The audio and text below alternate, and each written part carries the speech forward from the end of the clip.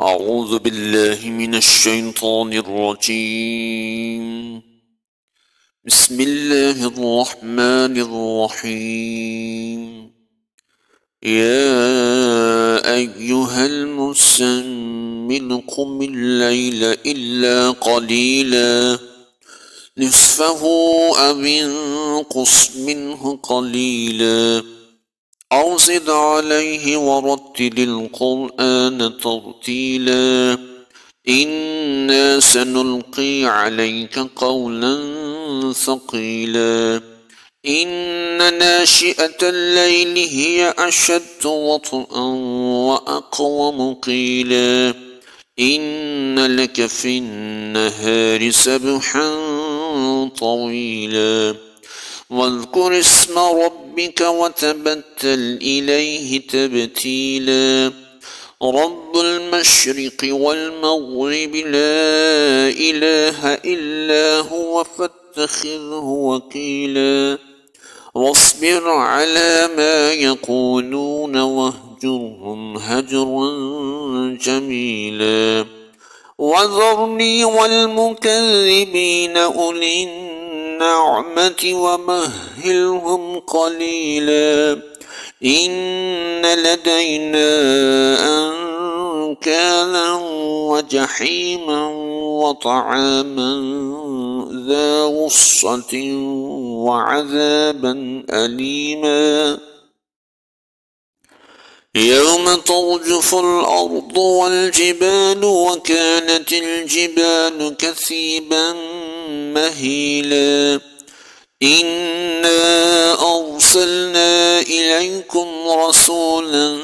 شاهدا عليكم كما أرسلنا إلى فرعون رسولا فعصى فرعون الرسول فأخذناه أخذا وبيلا فكيف تتقون إن كفرتم يوما يجعل الولدان شيبا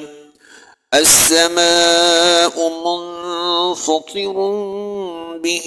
كان وعده مفعولا إن هذه تذكرة فمن شاء اتخذ إلى ربه سبيلا إن ربك يعلم أنك تقوم أدنى من ثلثي الليل ونصفه وثلثه وطائفة من الذين معك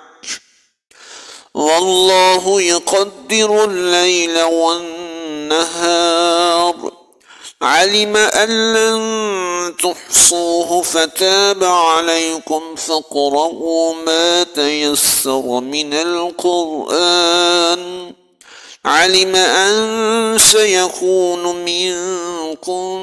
مرضى وآخرون يضربون في الأرض يبتغون من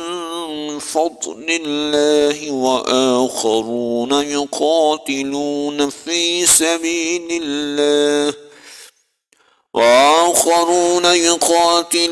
في سبيل الله فاقرؤوا ما تيسر منه وأقيموا الصلاة وآتوا الزكاة وأقرضوا الله قرضا حسنا وما تقدموا لأنفسكم من خير تجدوه عند الله هو خيرا وأعظم أجرا واستغفروا الله إن الله غفور رحيم صدق الله العظيم وصدق رسوله النبي الكريم.